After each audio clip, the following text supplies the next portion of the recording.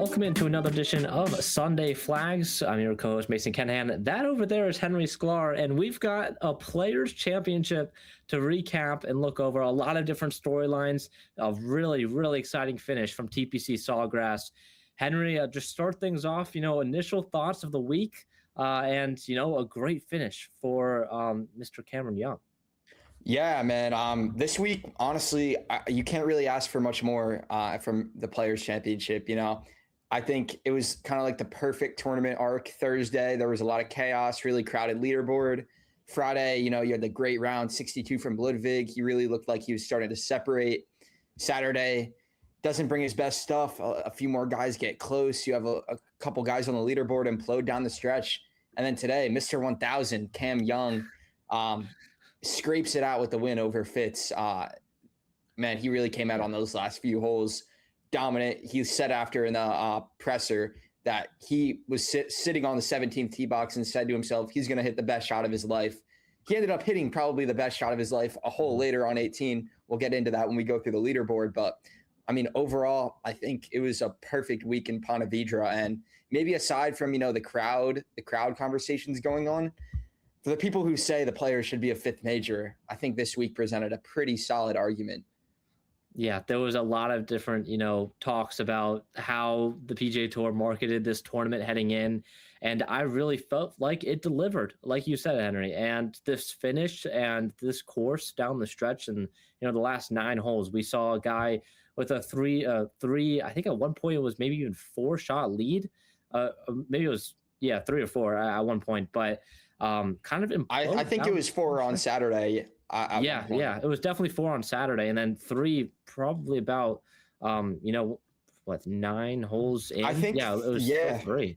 So we saw a guy kind of implode and really open up the leaderboard for a lot of different players, a lot of big names at the top of the leaderboard and throughout as well. A couple, you could say first timers, which we'll get into it in a little bit as well. But Mr. Cameron Young, the 28-year-old American, gets it done. His second win in his last 11 starts after not winning in his first, I think, 80-plus starts on tour. So a big-time win for Cam Young. And Henry, I guess, just when you look at Young's kind of career trajectory right now, how big is it for him to come away with a victory here at the Players? Yeah, I think this is a very vindicating win for Cam Young, for a lot of the Cam Young fans out there. I know he has a pretty rabid fan base. And he finally got the win that people have been thinking like something like this would happen for years. I think the talent was never a question with Cam Young. He had 2 top 2s at majors in 2022. He's always been a really solid player. He's always been a bomber. He's always been, well composed. That's one thing I take away from watching Cam Young. Doesn't show a lot of emotion. You can take that for what it is, but he's able to stay level-headed. It clearly showed today. On the back 9, he was down 1 stroke to Matt Fitzpatrick, and he just played his game. He went out there on 17 and 18, like I mentioned in the intro, said he was going to hit the best shot of his life. And then he ended up hitting, I think it was 375 yards, the longest shot in the history of ShotLink ever on 18 at TPC Sawgrass since they started tracking it in 2014, 2004, whatever the year was. Absolute bones down the stretch for him. And getting a win at another tournament is one thing, but winning at the Players is another thing. Sawgrass isn't going to fake your competitiveness at all. And he closed out with a 68, wins by 1. And everybody's going to remember those last 2 holes from Cam Young. So, a super vindicating win for him. Yeah, Cam Young comes in a 33, 3 under, bogey-free, back 9 on Sunday at TPC Sawgrass. You mentioned on 18, the 375-yard tee shot. It left him 98 yards to the hole on the 72nd hole of the tournament. Just incredible stuff from Mr. Cam Young. And his second win, he won the Wyndham again last year to close out the regular season on the PGA Tour, but this is easily now the best win of his career and his best performance. Young has been a guy that has consistently, been in the top 10 in multiple big time tournaments in the last year or so. Even just look at the last couple of weeks, a T7 at the Genesis and a T3 at the Arnold Palmer. This is a guy that plays well in big moments. We also saw it, at the Ryder Cup back in September. So we know this guy can deliver when he's under pressure. And once Ludwig kind of opened the door for him, And Matt Fitzpatrick kind of did the same thing a little bit late as well. Cam Young took advantage and, was a big time performance for him today.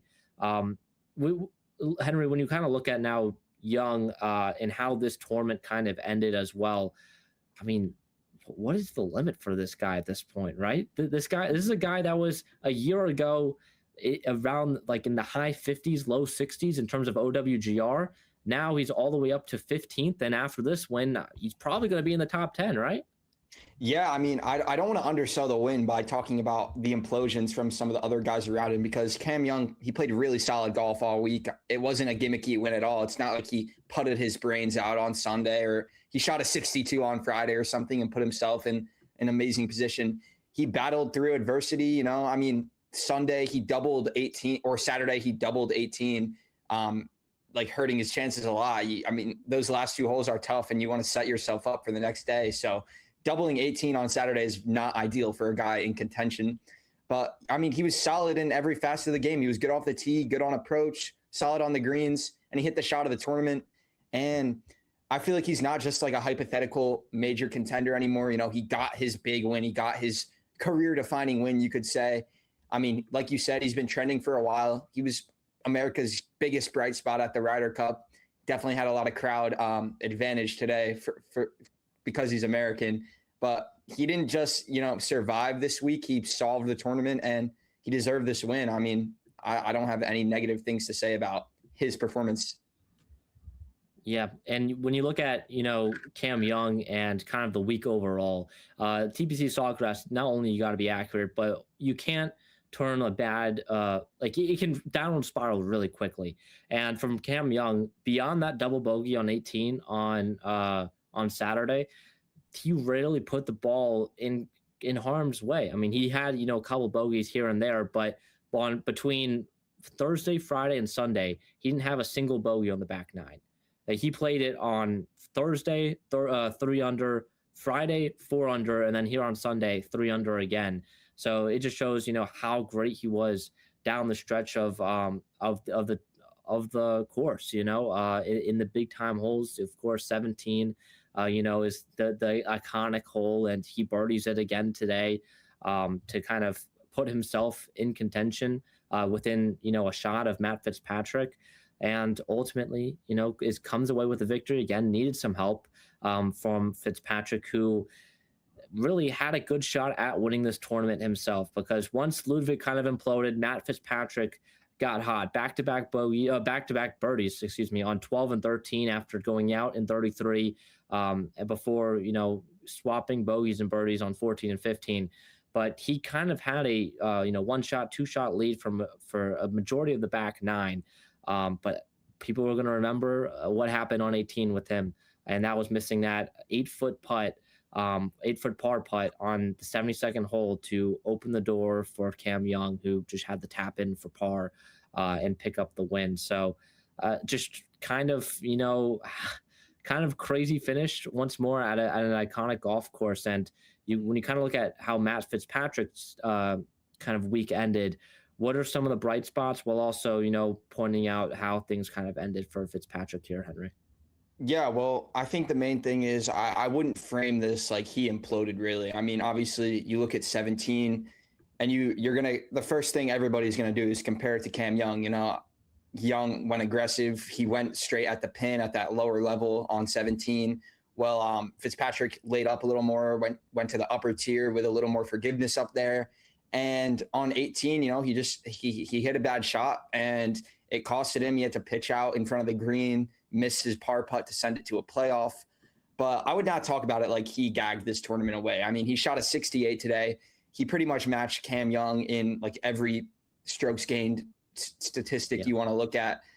It's just Cam Young was more aggressive when it mattered, and it paid off. I don't think he let it get away from him, and I thought the crowd stuff was really interesting. I liked his comment that he said after, if you want a more volatile crowd, go up to Bethpage. But it probably hurts for him because he was good enough to win this tournament, but sometimes, you got to make tough decisions when the pressure is highest, and Cam Young did that today, and Fitzpatrick didn't, and it costed him a big time win in the end. But he's still playing great golf. And yeah, I wouldn't say he choked this one away. I just think the lights were a little too bright on the last hole, and Cam Young definitely, he was ready for the moment. Yeah, Fitzpatrick has done a great job with his, driver play and tee shots kind of to kick off this year. He had 4 straight events gaining strokes on the tee in his last, month or so, month and a half or so on the PGA Tour. But on the 72nd hole, sends that one kind of into the rough, sends it way long of the fairway, which again, the 18th hole itself, great setup in my opinion, right? You kind of got the water on the left side. You kind of, bring into play how much do you want to, send it down the fairway. And, the more risk you take on the left side, the closer you are on your approach shot. But again, his tee shot on 18 kind of set it up for failure. He couldn't, he kind of chipped out of the woods and, had about 41 yards or so on his third shot. And, had that, he did a somewhat good job on that third shot to kind of get it close. Had about 8.5 feet and, just barely missed it. Was 8 inches away.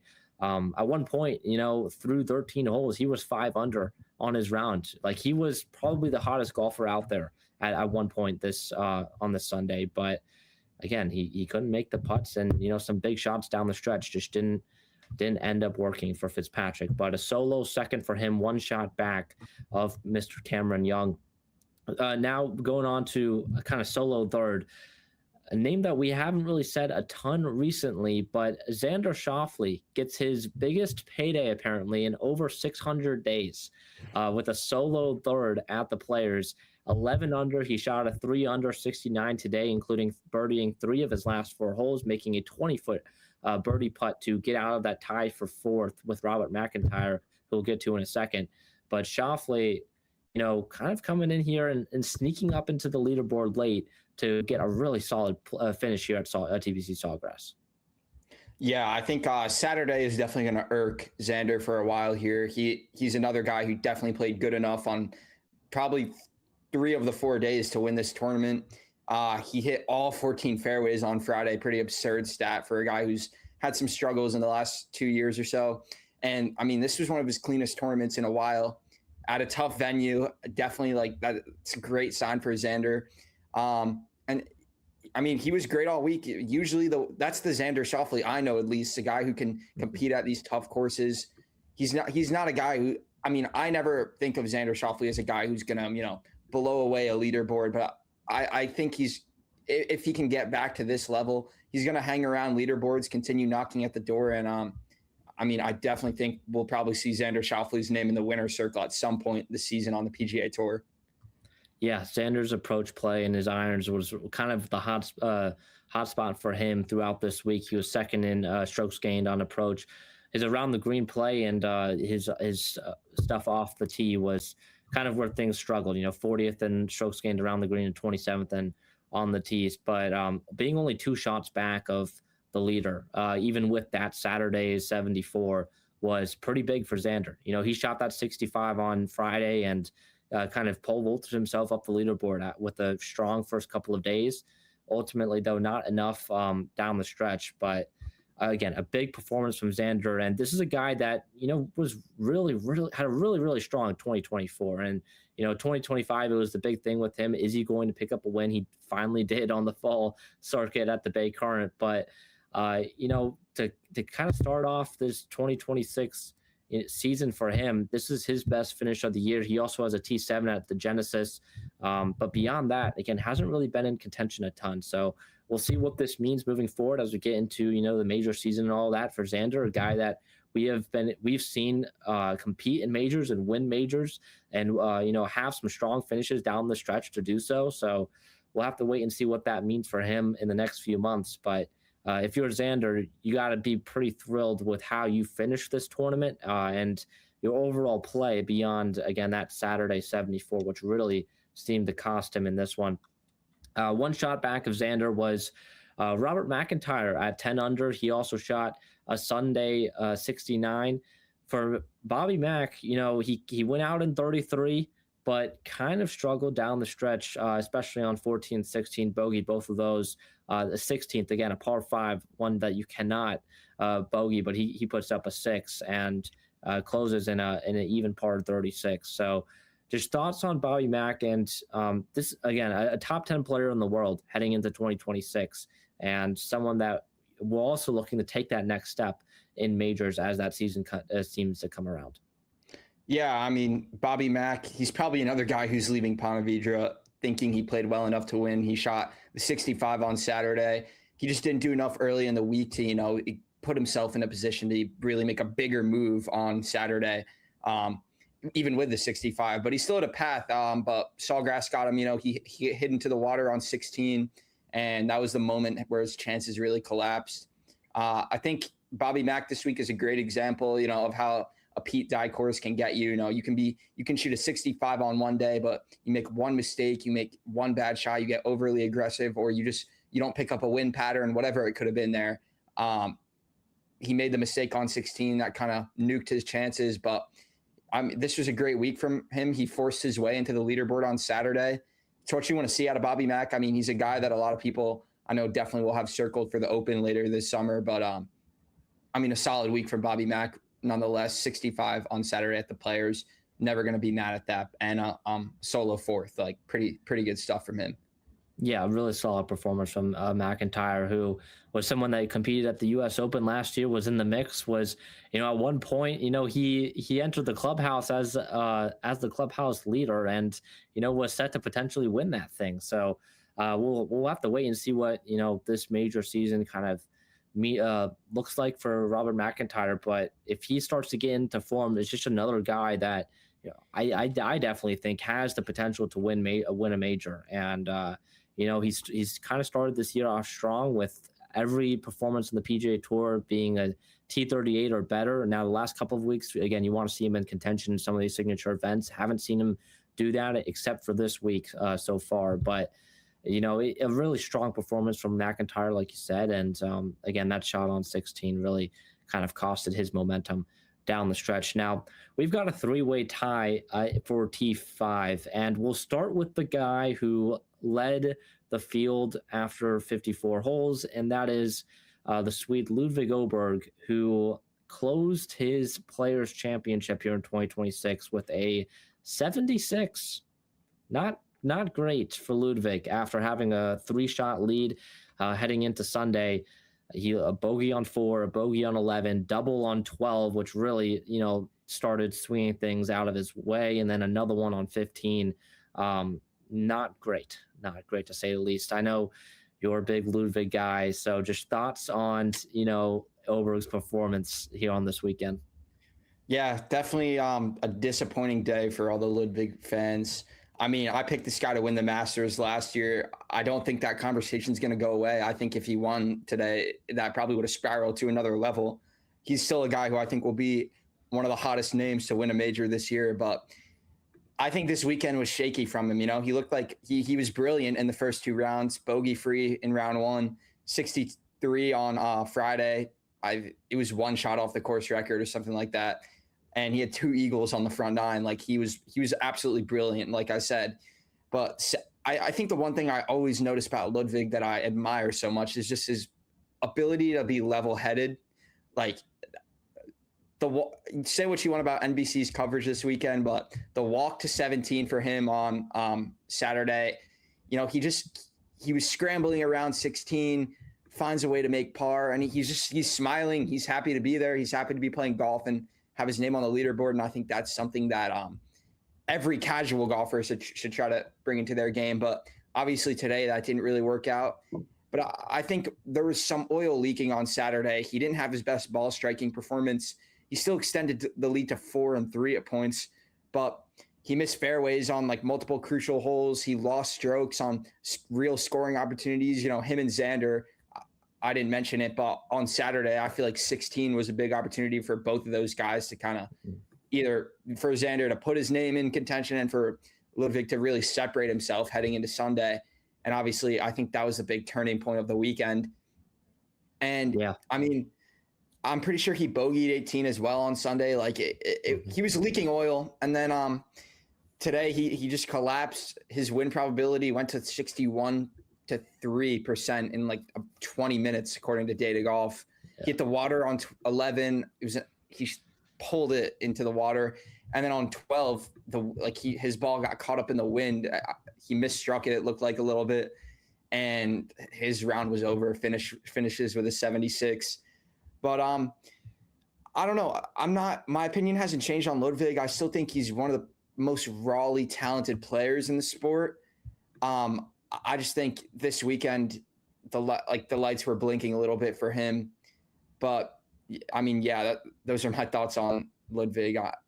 I hope he can come back from this, but it was just frustrating to watch him these last 2 days. Yeah, and he has been playing some good golf on the majority of tournament days over his PGA Tour season so far. A T3 at the Arnold Palmer a couple weeks ago, and a T20 at the Genesis. Like he's performing better and better. But man, that back nine today was a rough one to watch. Again, two shots in the penalty area on 11 and 12, and once 12 happened, it was wraps from there. But you mentioned 16 back on Saturday, which again he had looking back at the shot data or whatever. He had 195. He was like center fairway, 195 yards to the hole, and he sends it to too far left into the left rough. Ultimately, has to chip out of there and comes away with a par. But man, if you birdie 16 there, you've got a 5-shot lead. Like that, at that point, you're like, okay, I've got a lot of momentum here heading into Sunday. Some really good cushion as well. And even beyond that, I think he parred what 18 minus 14 holes on Saturday. So just a very kind of mellow round. Nothing crazy going on for Ludwig, which I found really interesting. Yeah, I mean, he was steady. Like I said, when I watched Ludwig, that's the one word I think of, steady. Like, I think 16, it was honestly an admirable effort. Like you mentioned, he hit way too left and kind of duffed his chip. And to scramble out of there with a par was super impressive from him. But, like, that's a missed opportunity on Saturday down the stretch at the Players. And, like, you need to take advantage of those opportunities. He's only 26. He's going to learn. He obviously wasn't ready for the moment this weekend. But like this is a guy who was in contention at his first ever Masters. He's been in contention at multiple major championships. And last year too. Yeah, he was a big part of Europe's Ryder Cup win this past fall. Like, I don't know. I'm not going to sound the alarms on Ludwig. I'm not going to call him a choker just yet because every great player loses tournaments in bad fashion. But you keep knocking at the door, giving yourself opportunities at these. I was going to say major events, but at these big events, you'll eventually knock down the door. And I think Ludwig will set himself up for that eventually. It was just too big of a moment for him this weekend, I think. And he'll learn from it and he'll take a lot of good away. But yeah.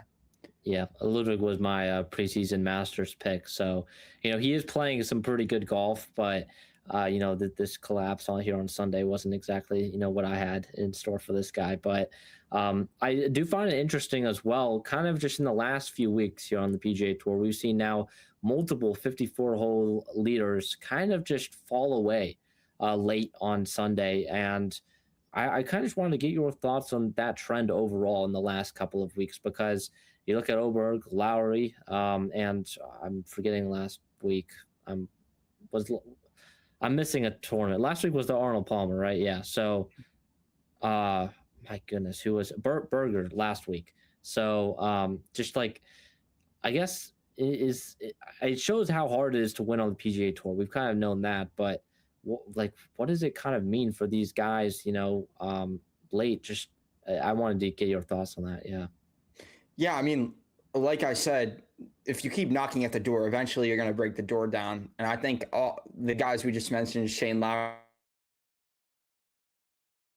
Daniel Bull winning tournaments, they all have wins under their belt, of course. But like you said, it's hard to win on the PGA Tour. And I mean, on Sunday, when guys behind you start getting more aggressive, I don't know. Like I said, it kind of goes back to the Cam Young, Matt Fitzpatrick thing. Fitzy thought he had a little cushion. He was too comfortable. Well, Cam Young got aggressive and it paid off. And I mean, in this day and age where guys have so many, more equipment advantages, you can pretty much track your shot down to the exact, ball speed, spin rate, everything. You can set yourself up for that. And like the technology these days, like these guys know exactly what shots they're hitting warranted a miss hit, but it's hard to win on the PGA Tour. And I don't know, like I think this is more of like a sports, like philosophical debate, if anything. Like if you're in the lead, are you going to get more aggressive, or are you going to play it safe? I guess in golf, it's a course to course thing, but I mean, I don't think I have a major knock on these guys for choking, but it's hard to win. And we've seen that, like you mentioned. So, yeah. And I think it was, I want to say it was like Rick Gaiman or Mark Immelman who pointed this out on, I think it was the Second Cut podcast, that like it was after Akshay's win last week. It seems like having a larger lead on Sunday at times can almost be worse than having, a one-stroke lead or being tied for the lead on Sunday, just because you play the game so much differently than that person in second. And it can come back to bite you. And it has for a lot of these guys that have, had multiple stroke leads on Sunday in the last few weeks. So just thought it was something interesting to point out so far here on the PGA Tour season. Kind of running through some of the other, big names. Tied for fifth with Ludwig was Jacob Bridgman, who has gone off to a really strong start to the year with a win and, a T5 here at the Players. And then Sudarshan Yelamaraju, also the Canadian, with a really, really impressive performance. It was a Sunday 68. He was 5 under through 16, and then a bogey on 18 kind of costed him. But a guy that many PGA Tour fans just have not heard of. I will admit as well, including myself before this week. But a really impressive, weekend for this guy, and kind of just a T5 at the Players for a guy that was on, I believe, the Korn Ferry Tour last year, and has kind of catapulted himself into some really good placements here at the Players and on the PGA Tour so far in his career. Yeah, I don't have the FedEx Cup standings in front of me right now, but I can pull it up. I'm assuming this week for Sudarshan was probably life-changing. It's probably it's gonna give him immunity into a lot of other tournaments. He definitely made a lot of good money. The Players is the top purse on the tour. And I mean, his numbers were great all week. It's not just like he got hot one day. Like he was playing solid golf all week. I mean, he gained 2.5 strokes on the field today with his approach shots. Overall, throughout the tournament, he gained 2.5 total. He gained like over almost a stroke and a half on the greens, that were rolling really firm. Like super impressive stuff from this guy. And then you mentioned Bridgman as well. His putting really impressed me. He gained almost 2.5 strokes on the greens. And a lot of the guys talked about how firm these greens were playing, still warming up a little bit here in Florida. So greens are still playing a little firm. And yeah, Bridgman, a great start this season. Definitely deserves some more respect going into this Texas stretch and then into the major season. Yeah, and Yelamaraju, I was just checking, is now 30th in the FedEx Cup after this week's performance. So, I mean, he is in great position to make the FedEx Cup playoffs right now. A couple more solid performances from him, and he'll lock that in for sure. Rounding out the top 10, Tommy Fleetwood, Sepp Straka, and Justin Thomas were all at 8 under. Strong day from Fleetwood, and then Straka kind of fell off a little bit late. He was kind of in the mix up at 10 under at one point. And then JT with kind of, an up and down weekend as well. Pretty calm Sunday, though, for him with 14 pars and 2 birdies, 2 bogeys. So looking at the top, that's the top 10. Any other names can be in the top 10 or, can be a little bit down the leaderboard that stood out to you with their performances this week, Henry? Well, I guess I'll start with JT just because you mentioned him. Super impressed with him this week, 8 under. Obviously he's a former winner at the Players, but coming off the back surgery, coming off how ugly he looked at Bay Hill, to come out at Sawgrass, shoot 8 under, give yourself a top 10. I mean, without that triple bogey on 7, on 7 on Saturday, we're probably talking about a totally different result, maybe even a win for JT. Just like Sawgrass is going to get you on some of those holes.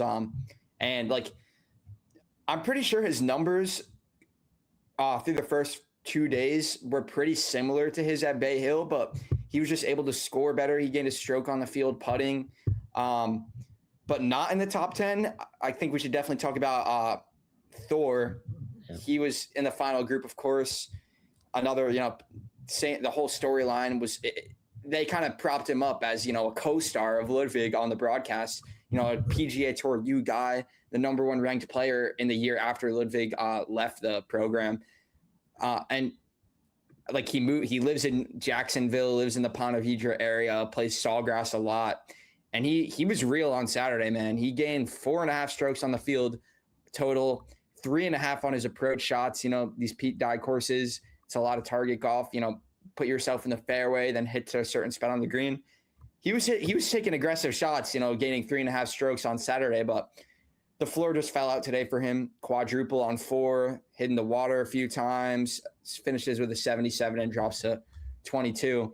But it's obviously a little different conversation than Ludwig, because Ludwig's, an established guy. But I mean, what would you take away from Thor's week?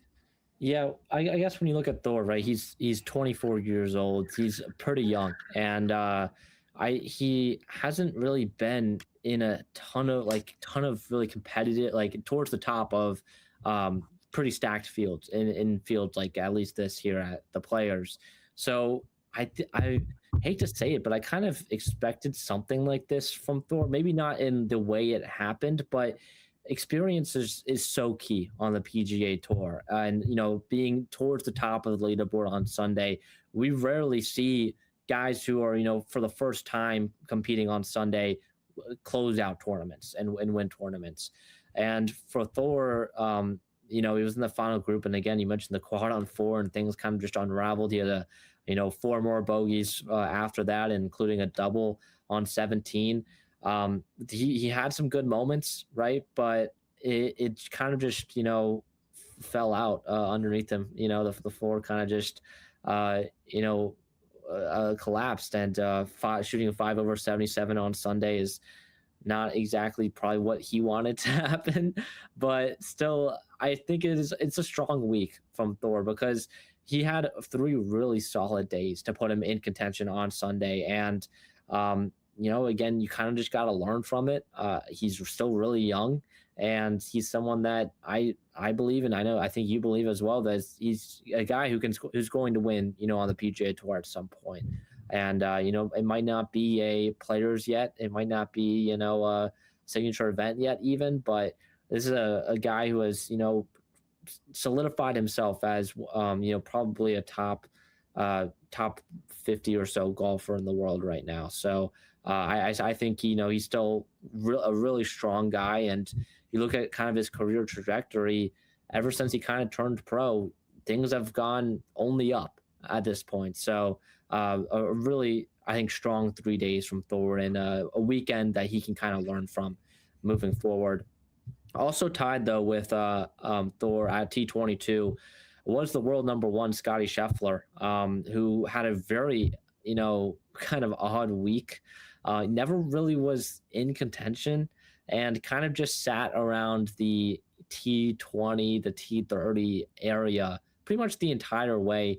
A lot of ups and downs for him on Sunday, a double on 4. Then he goes on a run of 4 birdies in a span of 7 holes, or 8 holes. And then kind of, finishes 1 over in the last 5. So just thoughts on, Scotty's game overall. Luke and I have talked about it a little bit, but just on, what are your thoughts on Scotty and how the last few weeks have been for him? Yeah, I mean, this was a little bit of a chaotic week for Scotty standards. He was visibly frustrated early in the week. He was flirting with missing the cut at one point on Friday. I know he missed that putt on 17. He looked shocked. His driver just slipped off all week. But I think his overall finish kind of still reminds you who this guy is, because, I mean, we're probably only going to talk about negatives for Scotty, but he still finished, 5 under T22. He was just probably a couple holes away from being, he was a couple fixing mistakes away from being on this leaderboard. And he was still around, even though he really didn't ever feel like he was going to threaten the guys up there. I think Scotty is fine. I saw some concerns pop up with his swing. Everyone knows about the Scotty shuffle. I mean, it's probably not the most ideal golf swing if you want to like sustain a super long dominant career. But I mean, I don't know. I mean, we can have that conversation. Like, does Scotty need a like like go find a new swing coach? Like, I don't. It's because this is a guy who's like people put in like Tiger convos. Like, obviously Tiger's a different level, but like the trends that Scotty has been on throughout his career so far, similar to Tiger early in his career. So like, I don't know, does he need to do some soul searching, maybe make some changes? I mean, like we can even look at Tiger, like he was winning tournaments in 99. He still went back and made his swing better. And Tiger's always talked about, you know, kind of always chasing perfection. Always like if everyone who's seen the Tiger documentary on HBO, like the great story of him driving to the golf course, he made his caddy stop driving on the highway so he can get out of the car and practice his swing and change something in his swing just because he had a swing thought. I don't know. Is Scotty having too much swing? Like, I don't know. What do you think, Mason? I think that, you know, with Scotty, I think something is off right now with this swing. I don't know if I don't really believe like it's the shuffle or anything like that, that he needs to, you know, change drastically right now. But something is definitely off just because of you know, we saw him driving everything off the tee to the right early on in the week, and he still has he still shows why he's the number one player in the world at points on the weekend, going on birdie runs, going on you know, some strong 5-6 hole stretches, but then you just get one of these holes like 4 today where it's just like what just happened. Like he goes in he sends his tee shot into the bunker, and then he over and then he like when he kind of chips out of the bunker, he overshoots it into the water, and then it kind of just, you know, messes up his mindset the rest of the way. He finishes with double. Things don't go his way, and that's kind of that. There's been some conversations about like, I mean, we'll kind of wrap this up in a second, but there's some conversations about, you know, his attitude and all of that. So I don't I'm not huge on you know, saying that he's got a really bad attitude on the course. Again, he's clearly unhappy, and we don't usually see him show that much emotion. So him showing a lot of, you know, frustration on the course is something that kind of stands out. But I guess one last thing on Scotty here. What are your thoughts on kind of how the way he's, you know, physically showing his frustration right now? I mean, I don't know. I don't really care. Like I think Yes, I think it's more agree. I think it's good for the sport if your players are showing emotion. Like I think that was kind of one of the knocks on Scotty. Like, I mean, I'll just use my mom as an example, a super casual golf watcher. She's someone who used to see Scotty at the top of every leaderboard and watch him make these like make long putts and hit super close approach shots and do all this stuff. And my mom is like, he's boring. Like, I don't know. It's the whole shrink or expand thing. Like, Yeah. then we can talk about big letter hats or, you know, music on the golf course or the fan behavior all we want, but I don't know. Golf is a gentleman's game at the end of the day, but like, I'm never going to get mad if a player is showing emotion because like overall it'll bring more eyes and, you know, it'll create more headlines for us to talk about.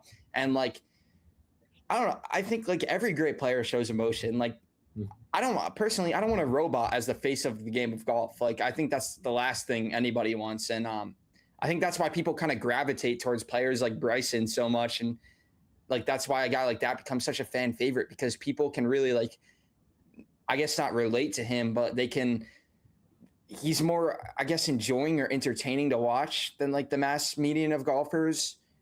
I don't know. I'm fine with Scotty showing emotion. I think it's good for the game, and I don't have an issue with it. Like, as long as he doesn't pull a Wyndham Clark and break a locker, like, it's all good with me. Yeah, I agree with you. And, you know, people wanted this guy to show emotion for so long. And now that, like, he's kind of struggling out there and he's showing it, I don't know. You're kind of now, like, contradicting yourself. But Like, I think, like, when Scotty, not to go too off the rails here, I know we're 40 minutes in, but like when Scotty won the US Open and he said, let's effing go to his caddy and like was getting like hype, like that was sick. Like that's what sports are about. Like those moments are electric. So like, I'm not going to get mad at Scotty if he wants to get upset. Like it is what it is. You know, I'm sure there are golfers who are lower on the leaderboard who probably don't get as much broadcast time, who also show emotion. but they're not Scotty Scheffler, so they're not going to get, as much notoriety or as many headlines for it. So I don't know. Yeah. Those are my thoughts on that. Yeah, definitely interesting situation though, the monitor as we get into the major season. Let's get to some key names that missed the cut. Just running through them real quick: Rasmus Højgaard, Jake Knapp, Ben Griffin, Johnny Kiefer, I guess Kirkiyama, Shane Lowry, Denny McCarthy. I think that was kind of all the big ones, but the big one being Colin Morikawa, who withdrew on the second hole of the tournament. Pretty big thing, back injury, he calls it. Going to be a situation to monitor for sure as we get, about a month out from the Masters and all of that. So I guess, I don't really care about the betting stuff and all that, but I know that hurt that community quite a bit. But yeah, quickly, any thoughts on Morikawa? I guess just something to monitor, right? I mean, yeah, something to keep track of for sure. Hopefully you can get healthy for the next month, because we've got some big time major tournaments coming up. So yeah, not the greatest time to suffer that injury. But let's get to the predictions board from earlier this week. Me and Luke kind of put this together. This is kind of who we picked. Again, we pick one top 50 golfer, one not top 50 golfer, past champion, and then a classic one and done. I forgot to put Akshay's money in there, but I'll make sure to add Akshay's at the end. I don't think he finished did he finish T28? I don't even know. I don't think he did. He finished T13. I forgot to add Akshay's, but I'll do that on for the Tuesday episode. But yeah, man, Luke picking Thor Bjornsson not top 50. That's a brutal selection. Yeah, right there. I picked Russ Henley, who got me a T13, I believe. T13. Brian Harman, T11. Ricky Fowler, T42. And then I had Colin as my one and done. And that hurt big time with the withdraw. Luke went with Andrew Novak, who I clowned him for, and he missed the cut.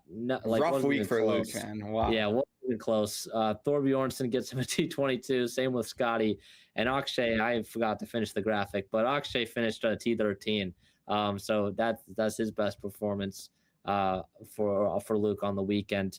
Luke's going to be around probably 5.2 million or so once I add up Akshay's total. I'm sitting at 6.5, so still a pretty commanding lead as of right now for myself. But man, if Colin didn't withdraw, man, I would have been up big time. A big week was in the store for Colin Morikawa, but didn't end up happening. But I think that will pretty much wrap things up here, Henry. Where can people find your work and stuff? As you know, it's your second appearance here on the pod. Yeah, Henry O. Sklar on Twitter. BamaCentral.com. March Madness coming up. Not, the Valspar isn't the only big sporting event coming in the Tampa Bay area this week. We got March Madness. We got a few Lightning games on deck. It's a big week here in Tampa Bay. So, unfortunately, I won't be able to make it to the Valspar. I was really hoping to get out there for like the Tuesday practice round or something. Just not going to be able to cut it, with some other conflicts, but should be a fun week. I think we have a pretty solid field here at in the Snake Pit. So yeah, I mean, it should be a fun week, but I kind of want to get in on the game. Maybe you guys can like front me like $5 million or something to start. Like, I don't know. I feel like I don't even know what I got. I don't even know what I got on the last time I came on here. So yeah, we'll get you in. What was that? Yeah, Amex? I think it was the MX. Yeah, something like that. Do you still have that graphic? Like, shoot, I kind of want to see it now. I'll find it. I don't have it currently, but I'll find it. But yeah, just quick look at the field next week. Again, some pretty big names: Xander, JJ Spawn, Ben Griffin, JT, Hovland, Akshay. Still a pretty stacked field for a regular field event after the Players Championship. So definitely something to keep an eye on next week. But again, if you want to follow myself at Mason_Kinnahan on Twitter, you can follow the pod at Sunday Flags Pod wherever you get your podcasts. And then that'll pretty much wrap things up. So for Henry Sklar and myself, Mason Kinnahan, we will see you on Tuesday. Have a good night, everyone.